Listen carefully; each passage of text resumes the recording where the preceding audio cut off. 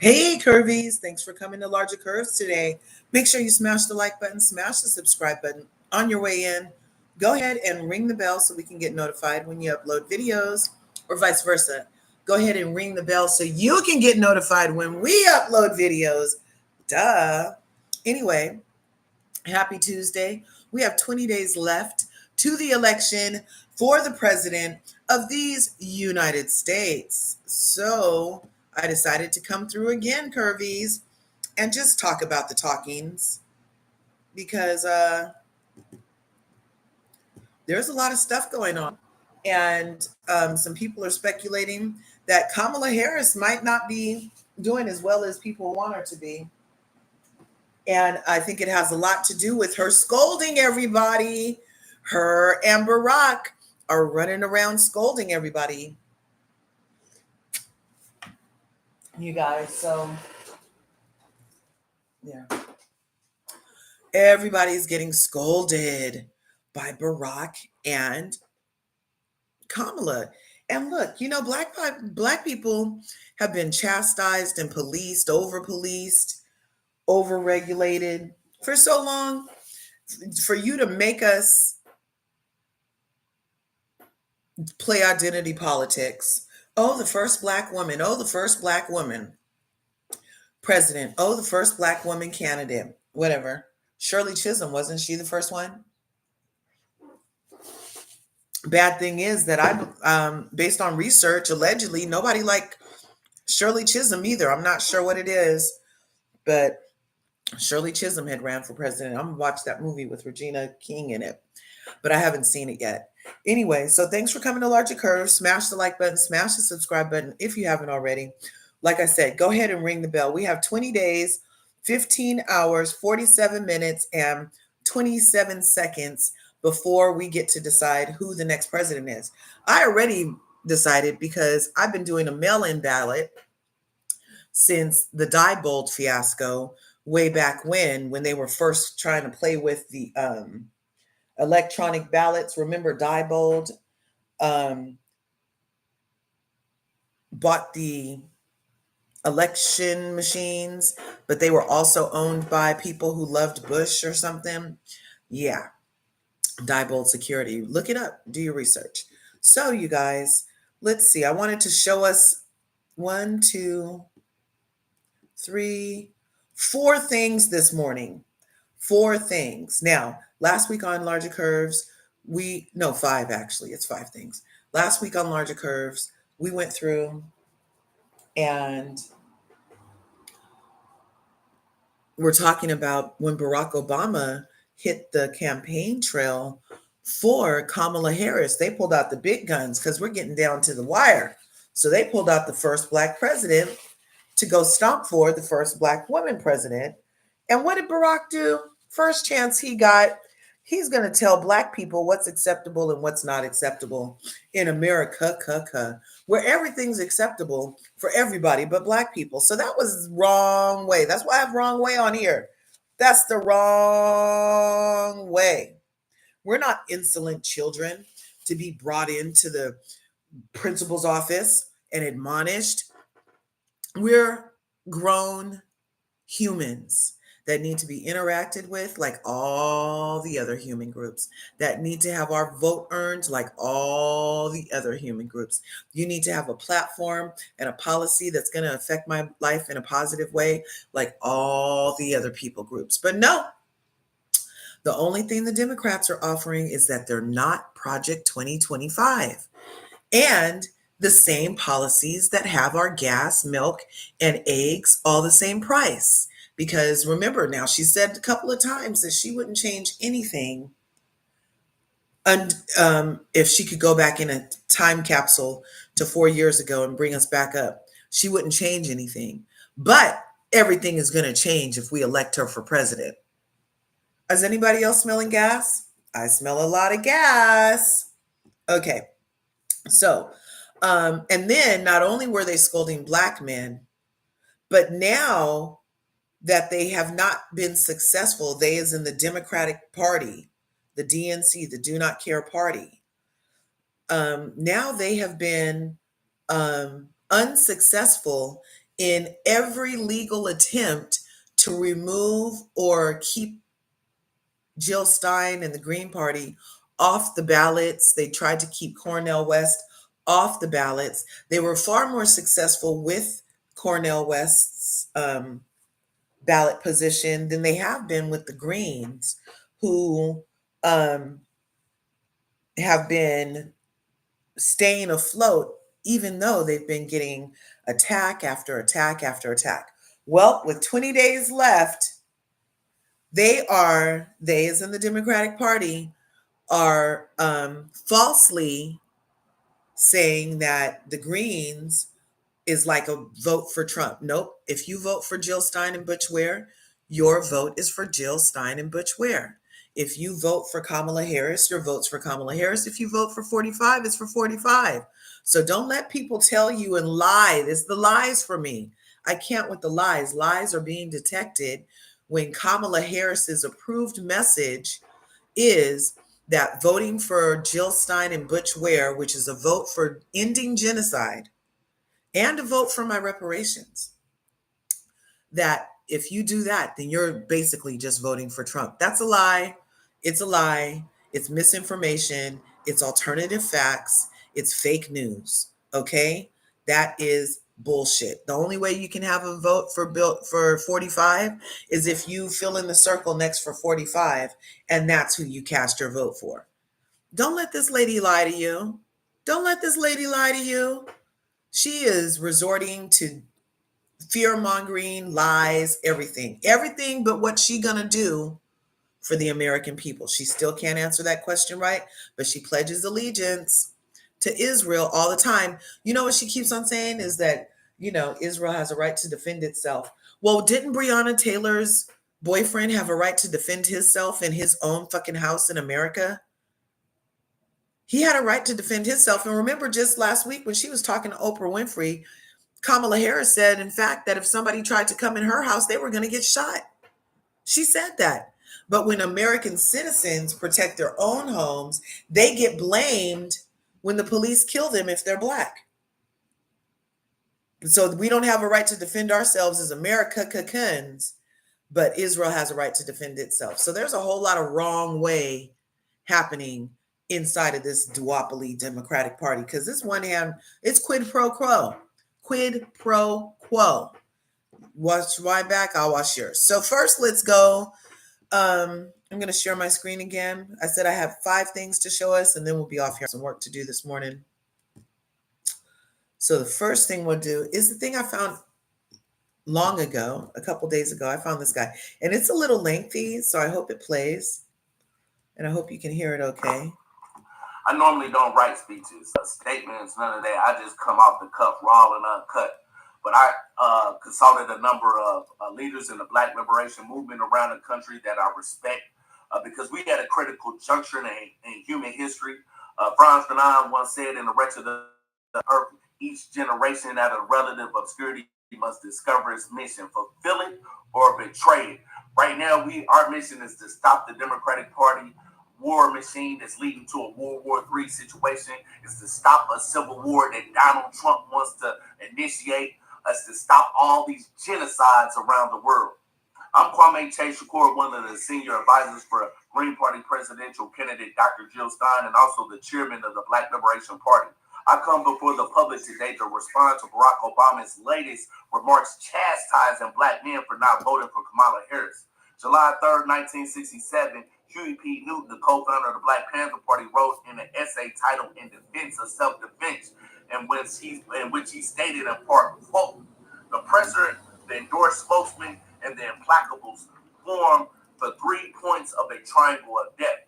The oppressor looks upon the endorsed spokesman as a tool to use against the implacable to keep the masses passive within the acceptable limits of the tactics he is capable of containing. The endorsed spokesman look upon the oppressor as a guardian angel who can always be depended upon to protect them from the wrath of the implacables. While he looks upon the implacable as a dangerous and irresponsible madman, who by angering the oppressor will certainly provoke a bloodbath in which they themselves might get washed away. The implacable view both the oppressors and the endorsed leaders as his deadly enemies. If anything, he has a more profound hatred for the endorsed leaders than he has for the oppressor himself, because the implacables know that they can deal with the oppressor only after they have driven the endorsed spokesman off the scene, unquote. As I sat in a prison cell during your tenure in the white supremacist house, I watched you from afar, Barack Obama, as you served as the endorsed spokesman and the professional representative of U.S. imperialism. If I read your autobiography, Dreams from My Father and The Audacity Hope, to understand what type of president you would be before you were even elected president of the empire. I watched as our people celebrated your ascension to power. And if I hadn't read countless books and gave myself a world-class education, I might have actually voted for you out of ignorance. So I understand how you dupe many people in our community. By this time in my life, I was educated and understood what role you would play as the 44th president of the United States. Everything you did during your tenure, I had already expected.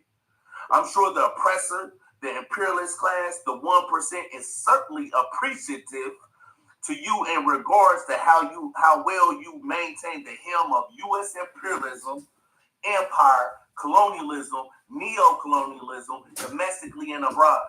I'm one of those black men voters that actually paid attention, not to what you eloquently said to dupe us, but your actual policies that you carried out that harm many black people, many African people, many black men voters like myself.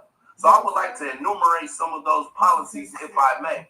At the top of my list is the fact that under your presidency, we have African slavery that exists in Libya today due to you overthrowing Muammar Gaddafi and assassinating one of the most outspoken African leaders who stood up to U.S. imperialism. You are someone who has spoken about the reprehensible history of chattel slavery here in the United States. However, it's ironic that you are absolutely silent about the slavery that exists in Libya due to your foreign policies in relationship to the African continent. But I'm not surprised. It was under your administration that AFRICOM expanded to reinforce U.S. imperialist domination and subjugation of Africa for Western interests. It was under your administration that the genocide continued in Congo and continues today. You have never been a friend or an ally to the African continent. That is a microcosm of your foreign policy in regards to black, brown, and indigenous people domestically and abroad. In the Middle East, you were a big supporter of the Zionist settler colonial state of Israel.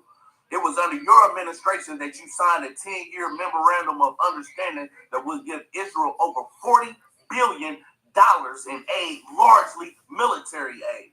The ongoing genocide that has been waged against the Palestinians since the first Nakba, you have only aided and assisted in that ongoing genocide.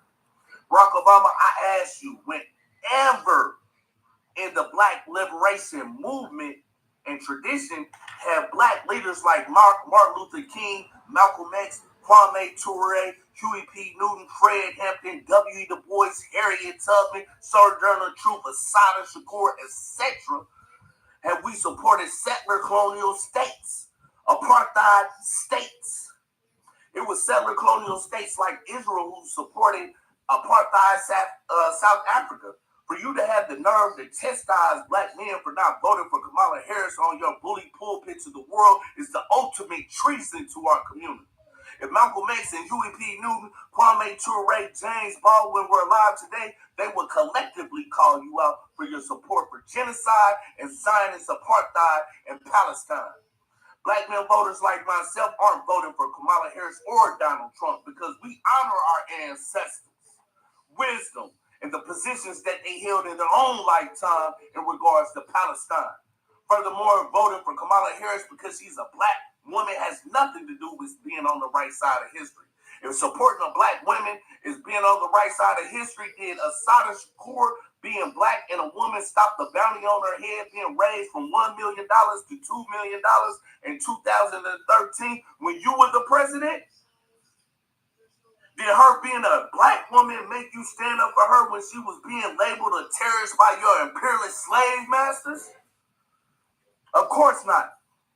You approved doubling of the bounty on her head, so you don't want us to support black women. You want us to support black imperialist women, and we won't. It's funny to me that the Democrats like you called Donald Trump a fascist and a threat to democracy, when if I remember correctly, it was under your administration that the fascist police state was expanded. It was you who upheld the Patriot Act. It was you who reinforced Homeland Security's reach in the United States and wrote in civil liberties. It was you who expanded the militarization of the police in the U.S. with 1033 program, which permitted the Department of Defense to give military equipment to local police around the country. You may argue that your Executive Order 13688 was intended to limit the transfer of military equipment to local police, but the actual practice speaks to a different reality that was responsible for many black, brown, and indigenous people being killed and shot down in the streets. Black men were overwhelmingly affected by your policy that never ended this practice in the United States.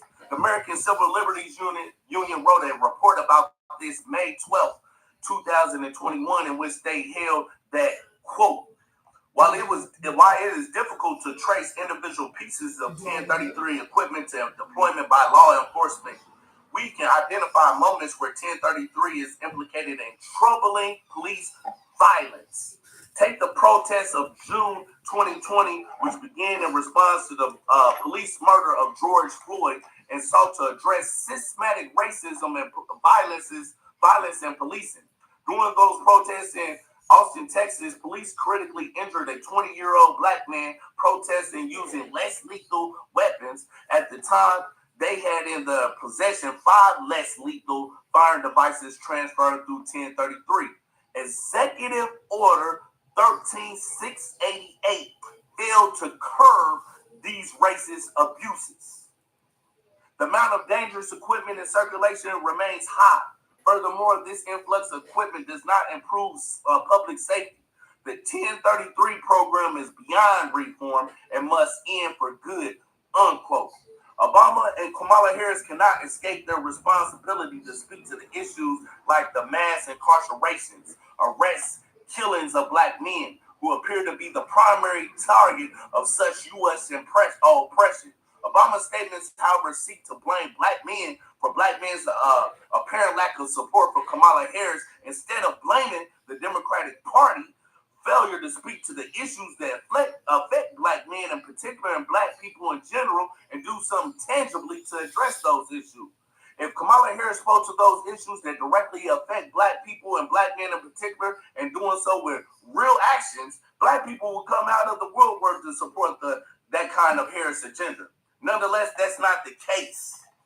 There is no reason for the Democratic Party to expect black people, men or women, to support the Democratic Party, despite the fact that the Democratic Party does not offer black people anything in terms of addressing specific features of our oppression. Hillary Clinton blamed her loss on the Russians, similar to Obama's attempt to blame the lack of support for Harris on black men. The Biden administration just put the Yahoo Rule 3 on trial based on some conspiracy with Russians to undermine the U.S. government.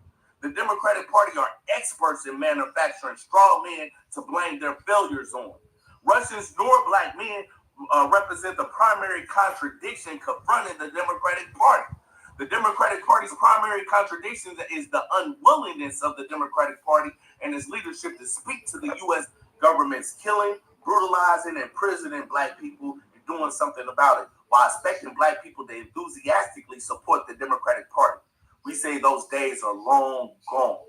In summation, we in the Black Liberation Movement think the blackness leadership class is a class that has been bought and paid for by the corporate duopoly ever since they sold us out to the Democratic Party in the National Black Political Convention in Gary, Indiana in 1972. Their hold on to our community has only served to maintain our colonial subjugation within the United States and has attached our community to imperialist policies around the world that has led to us tacitly supporting genocide, plunder, and destabilization to other black, brown, and indigenous people globally. We say never again. In our name, Barack Obama and Kamala Harris, it is time that we take our power back from the black misleadership and stand on the right side of history with the people of the world. We place our moral compass and humanity before our allegiance to the party that has always betrayed black people. As a black man who's voted for the first time in my life, I won't be voting for Kamala Harris or Donald Trump. I will be standing with the grassroots and voting for Dr. Jill Stein. All power to the people, boots on the ground, and I approve of this message. Okay, you guys, thanks for being here, Curvies. This is Shakur Kwame. It's his response to Barack Obama's chastisement of black men voters. So the title of this thing is Scolding Voters. Kamala Harris and Barack Obama decided to come out and scold the voters. You're so bad you're not voting for me because I don't have anything for you. Fuck that they don't have anything for us, but we're bad because we realize they don't have anything for us. We realize we're not included in the conversation. We realize that the things that Kamala Harris are saying are akin to what Barack Obama said. And actually, we're going to listen to another thing. I'm not going to talk too much. I said I have 4 things to show you. That was Shakur Kwame. Now we're going to listen to Raheem Shabazz.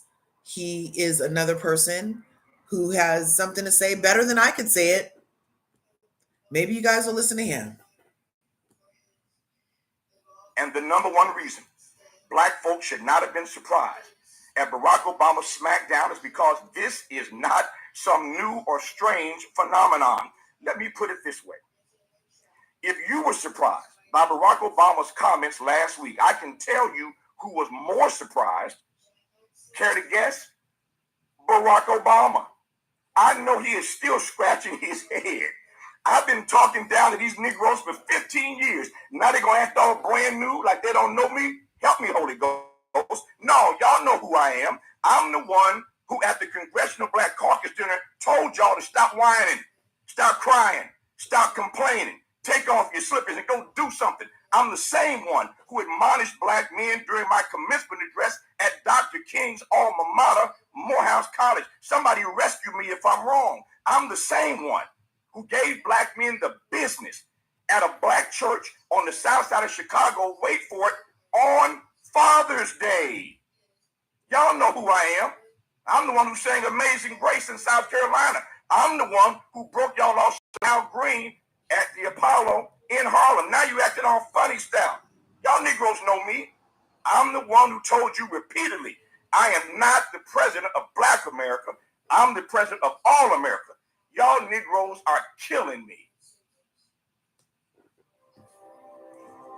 Oh, you motherfucker. Okay. All right. I'm putting cases on all you bitches. Huh?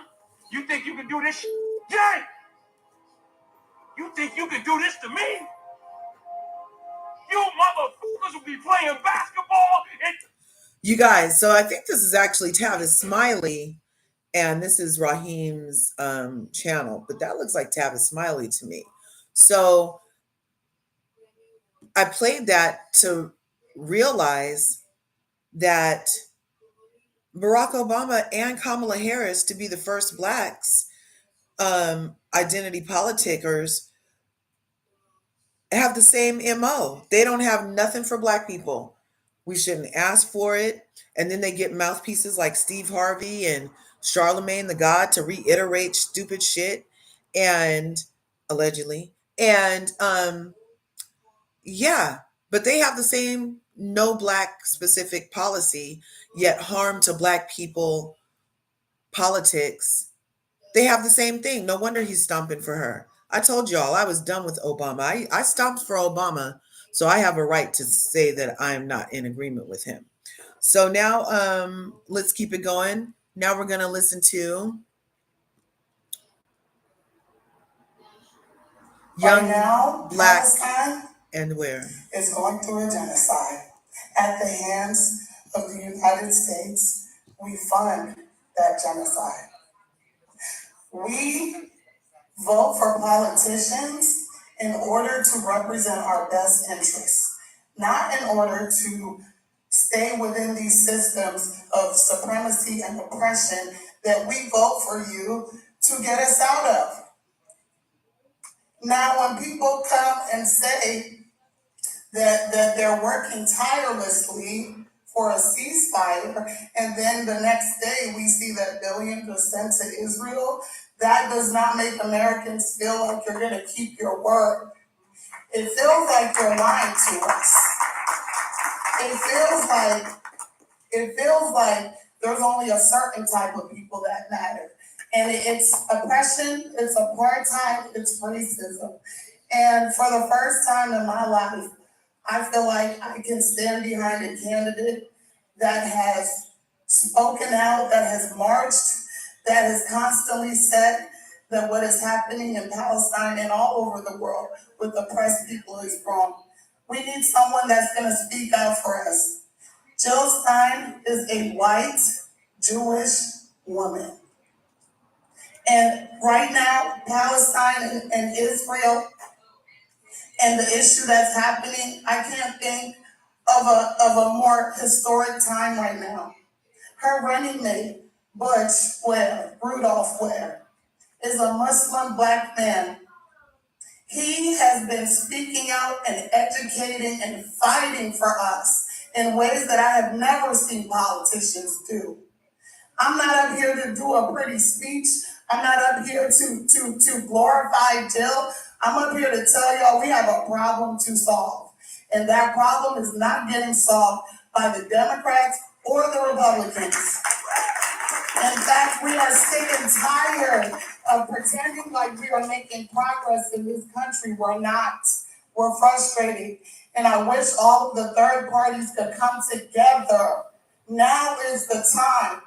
Now is the time, because history is counting on us. We have to stand up to the duopoly. America has become a business.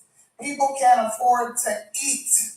People can't afford rent. People getting evicted, cars repossessed.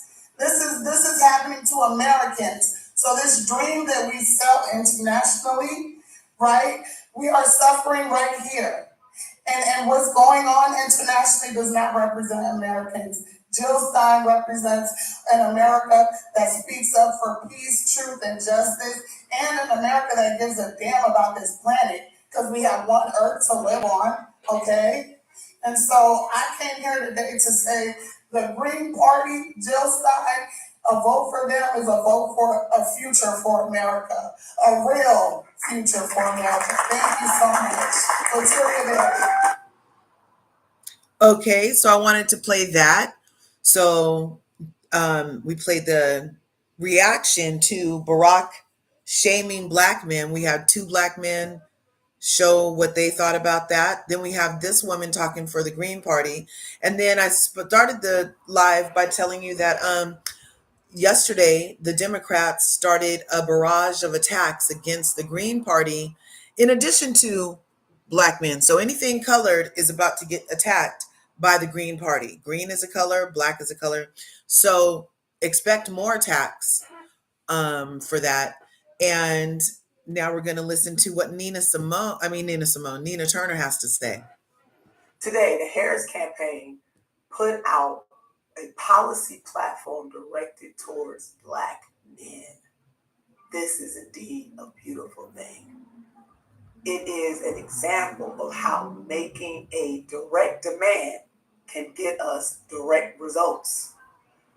Brother Frederick Douglass, the great abolitionist, once said that power can seize nothing without a demand. It never has, and it never will. Now, I still have to comb through the policies in a deeper way, but on the surface, they seem to be going in the right direction. I want to shout out those of us who had the courage to push back on the narrative that President Barack Obama put out there about black men. Trying to shame black men into voting for someone is not the way to go. And if you got to shame folks for a vote, you are already losing. It is important that black men are addressed and given the respect that any other demographic would be given when you are trying to court them for their votes.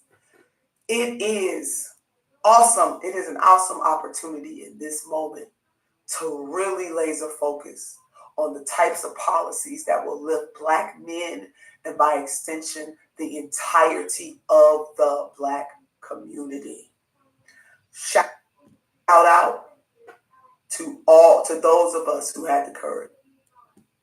Okay, so you may or may not have heard that yesterday, Kamala Harris Today, the went and Harris visited campaign put out Roland Martin, you guys.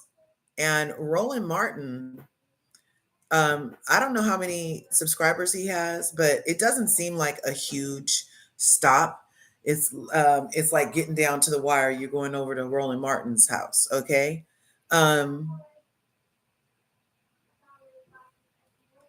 Let's see. So that was that.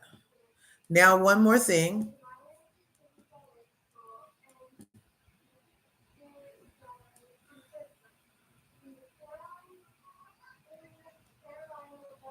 This is what I was intending to play.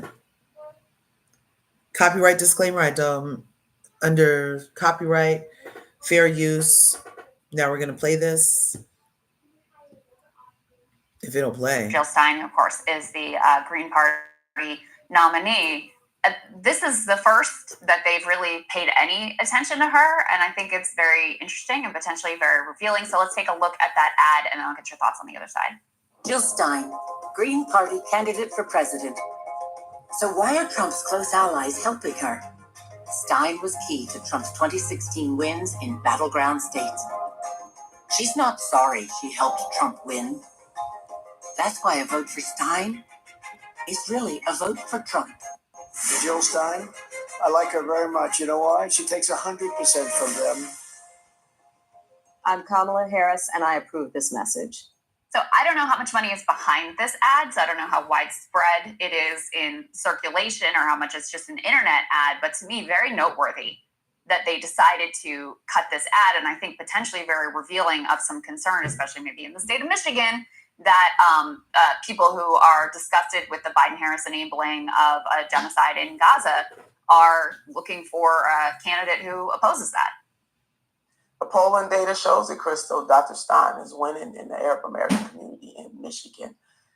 That ad makes my skin crawl as well, because the people who want to vote for Dr. Jill Stein, we assuming that if Dr. Stein was not on the ballot, that they would be voting for Democrats, and that's a wrong assumption. They're voting for Dr. Jill Stein or the Green Party because the Green Party puts up a different message, a different platform, and a different vision for this country. And yet it is very telling. They must be scared. And to conflate her voter saying that she is helping Donald J. Trump when nothing can be further from the truth. Again, this is the United States of America, so I thought. I also thought that people have agency in their ability to vote. That's what I thought. But the Democrats, by this ad and how they also comported themselves in the primary by locking everybody out of the primary, is showing that they themselves don't believe in small d democracy as they profess to. This is wrong, and it takes away the agency of voters, and it makes it seem like voters don't know what they want and what they're doing. You poor little voters, we're going to tell you what to do and how to vote. It's wrong. It's menacing what the Democratic Party is doing, and I'm really ashamed that my party would stoop to this level to say that anybody, that Dr. Jill Stein and the Green Party is in any way enabling President Donald J. Trump. If they want to talk about donations, let's talk about donations here. When I ran for Congress, a lot of Republicans jumped into the special election in Cleveland, Ohio, in a solidly Democratic district and donated to my opponent. Okay, so don't bring it here. When they talk about AIPAC money, AIPAC funds both Democrats and Republicans equally. So don't bring it here in terms of talking about Dr. Stein and Dr. Ware and the Green Party in this way. I believe in democracy. I am a Democrat, but I don't answer. I don't worship this party. Democracy is more important to me. And so them coming at Dr. Jill Stein shows, and the Green Party shows how weak they are right now. And it is also the antithesis of what they say. So now they can't chastise the Republicans anymore about being a threat to democracy, because what the Democratic Party is doing right now is a threat to democracy. Voters want choice in the United States of America. We should not just have a duopoly in the United States of America. And if they got better ideas, they certainly raising more money. Why are you suing to get people like Dr. West off the ballot and suing to get people like Dr. Stein and Dr. Ware from the Green Party off the ballot? If my party is all that, they certainly getting all the money. They get all the airplay on mainstream media. So what y'all scared of? Yeah. That the American people will see different choices and then they will make a different choice. Couldn't agree more. We should compete straight up. Yeah, you know, but obviously they don't feel that way. The funny thing, and Dr. Stein pointed this out on Twitter, is that while they're accusing her of like being supported by Republicans, Kamala Harris is running around campaigning with Liz Cheney and touting her support. Oh my God. The Cheneys are like, thank you for that example.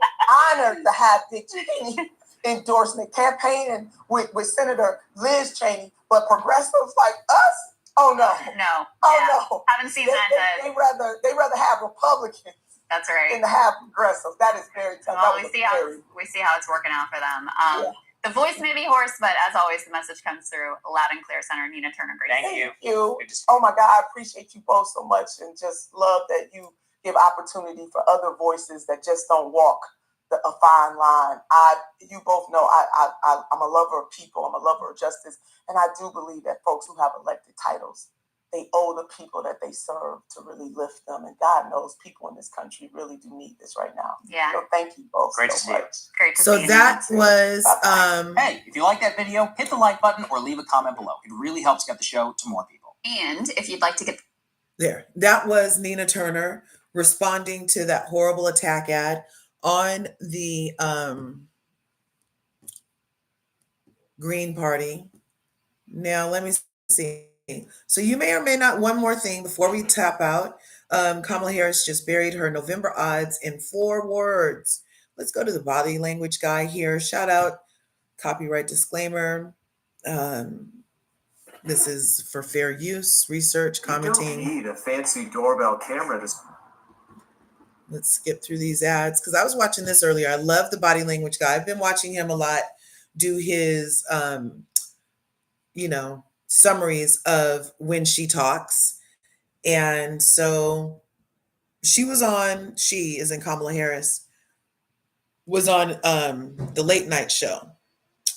And you know how she does word salad, can't answer questions. She be stuttering. I'm telling you, the woman cannot talk unless she has a teleprompter or a mic in her ear, obviously. I'm not sure what's going on. But let's take a listen at this. It's only 9 minutes. Let me see what he's saying. Whatever you can send to the campaign, we put it. Yeah. Nina had a point. They got the money, they got the backing, everything. The chapter in a country is a history. You believe that the person who aspires to be the president of the United States either is going to continue the good things or he or she is going to change the bad things, right? Things have gone wrong. And of course, there's no perfect presidential term. You can always improve. Maybe you can do things differently. And that is the question that we're going to hear the answer right now. What Kamala Harris says she would have done differently. What differentiates her from Joe Biden? And well, this was the question from Stephen Colbert. Our member of the President administration, under a Harris administration, what would the major changes be and what would stay the same? It was very well put. It was what would be the changes, what would have you done differently, and what would stay the same. That is great. It's a very succinct question. I hate when these hosts maybe are going to ask a question and they ramble like for 20 or 30 seconds. That is not the idea. What is Kamala's answer? Sure. Well, I mean, I'm obviously not Joe Biden. And so... Yeah, that's pretty much obvious to anybody who with a pair of eyes. That would be one change in terms of... But also, I think it's important to say with 28 days to go, I'm not Donald Trump. Okay, this is interesting, right? why does she need to mention Donald Trump? Because Donald Trump was the one who was before Joe Biden, but it's like, all right, this is what I'm different about Donald Trump. But the question, that is not Stephen Colbert's question. His question is, in which ways are you different from Joe Biden? What would you have done different from this term? What would you do the same? That is the actual question. What kind of change are you bringing to the table? How are you going to change the conditions of the United States? Is everything is great, and we guess that you just continue the record of the most successful president in the history of the United States, Joe Biden, as everybody in the Democrat Party, including Kamala Harris, was saying just barely months ago. Or you're gonna change what he did, or you're gonna change whatever were his policies, even if you were part of his of that administration, right? And so when we think about the significance of what this next generation of leadership looks like, were I to be elected president. Word salad, she is not saying anything at all right now. It is about, frankly, I love the American people. All right, I love the American people. She already has gone off the rails. She is not going to answer the question. And I believe in our country. This is where I'm going to save you the next 3 or 4 minutes. She begins to talk about, the ambition of American people, how charismatic are American people. They are, of course, they are. And the opportunity economy and whatnot. But she never really answered the question if she would have done something different or what would have stayed the same. That is concerning. And the other concerning part was in the view when she actually maybe in this Colbert, she tried to elude the question, to avoid answering the question, but in the view, she was very clear about this. Well, if anything, would you have done something differently than President Biden during the past 4 years? She takes a bit of time to think, a couple of seconds, because that is that should be a given question. Anybody would have if I was her advisor, that is one of the first things that I would have told her. Hey, this is how you're going to answer this question. It's important because many Democrats, and I'm not talking about the big fish, the higher ups, the ones that are commanding the party. I'm talking people that want to vote blue, that have voted Democrat all their lives, and they want to find a reason why to vote for Kamala Harris, who was literally just put in there without any reason whatsoever. So this is her answer. There is not a thing that comes to mind in terms of, and I've been a part of most of the decisions that have had impact. She said 2 things. There are nothing that comes to mind that I would have changed. So she endorses whatever has happened during the Biden-Harris administration. And this is very important for all those suckers that keep saying that, oh, she was VP, she had no power. Joe Biden said twice that